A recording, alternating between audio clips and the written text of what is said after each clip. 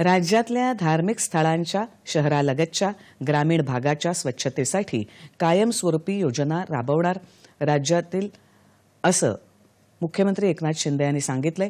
धार्मिक स्थळांमध्ये स्वच्छता अभियान, शहरी आणि ग्रामीण भागातील डीप क्लिनिंग मोहीम आणि महिला सशक्तीकरण अभियान याबाबत आढावा बैठक वर्षा शासकीय निवासस्थानी काल झाली, त्यावेळी शिंदे बोलत होते।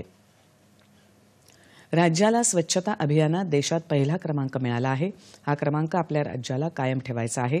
यात डीप क्लीन मोहीम महत्त्वाची ठरणार आहे, असं ते म्हणाले।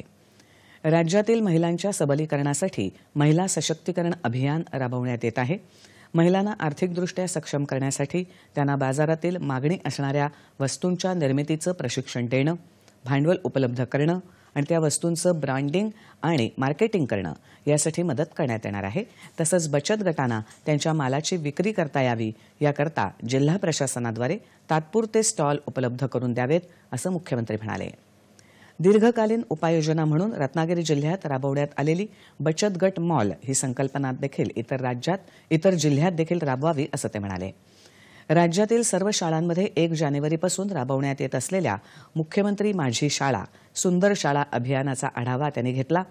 विद्यार्थ्यांमध्ये शिक्षणाची आवड निर्माण व्हावी, हे अभियान यशस्वी करण्यासाठी शिक्षण क्षेत्रात चांगलं काम केलेल्या जिल्ह्यांचा अभ्यास करावा, असं आवाहनही मुख्यमंत्र्यांनी यावेळी केलं।